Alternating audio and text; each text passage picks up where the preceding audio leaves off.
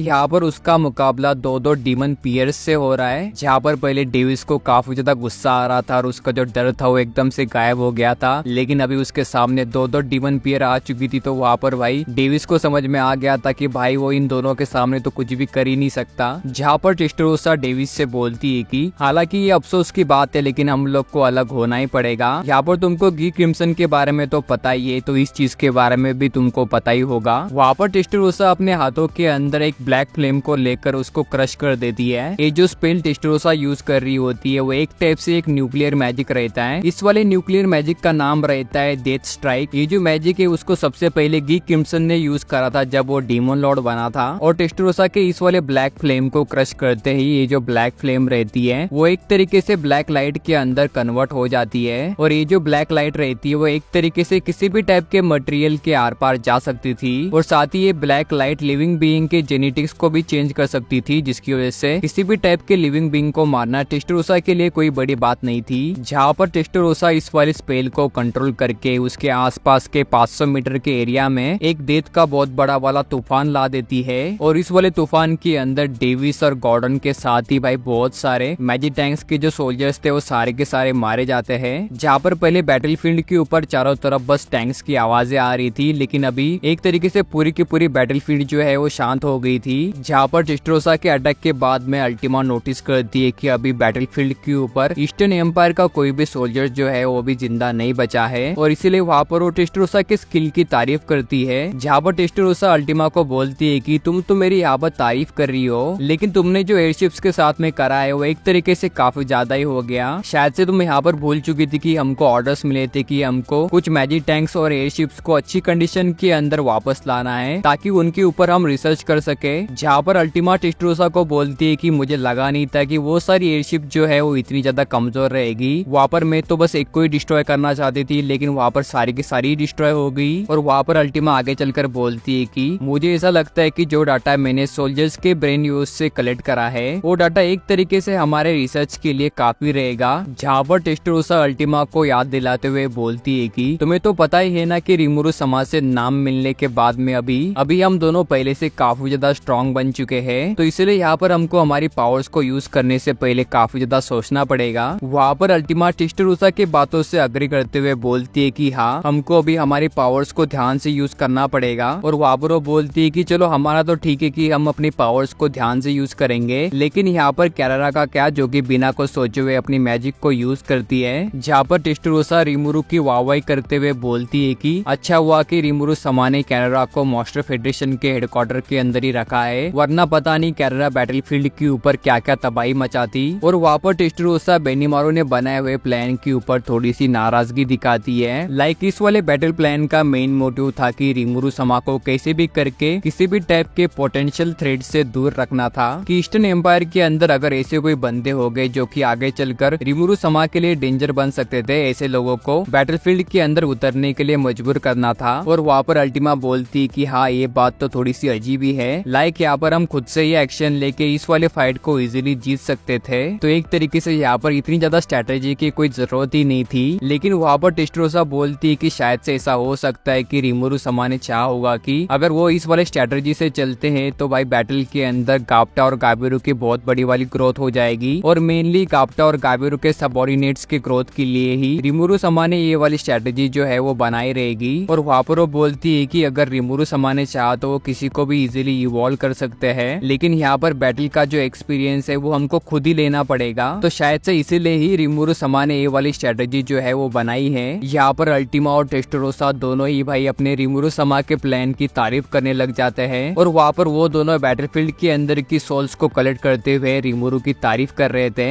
लगता है यहाँ पर डियाब्लो के साथ में रह रहे कि भाई अल्टीमा और टेस्टरोसा भी उसकी जैसी बन गई है। और इसी के साथ ही ईस्टर्न एम्पायर के आर्मर डिवीजन के दो मेन फोर्सेस जो कि थे मैजिक टैंक्स और फ्लाइंग कॉम्बैट वाली एयरशिप्स, ये दोनों के दोनों फोर्सेस जो है वो पूरी की पूरी डिस्ट्रॉय हो जाती है। जहाँ पर ये जो फाइट थी वो पूरी की पूरी वन साइडेड ही थी, जिसके अंदर भाई ईस्टर्न एम्पायर की पूरी आर्मी जो है वो डिस्ट्रॉय हो जाती है। जहाँ पर आर्मर डिवीजन का कमांडर जो था कैलगोरियो, उसको भाई बैटलफील्ड के आउटकम के बारे में कुछ भी पता नहीं था कि उसके डिवीजन की दो मेन फोर्सेस जो है वो पूरी की पूरी हार चुकी है।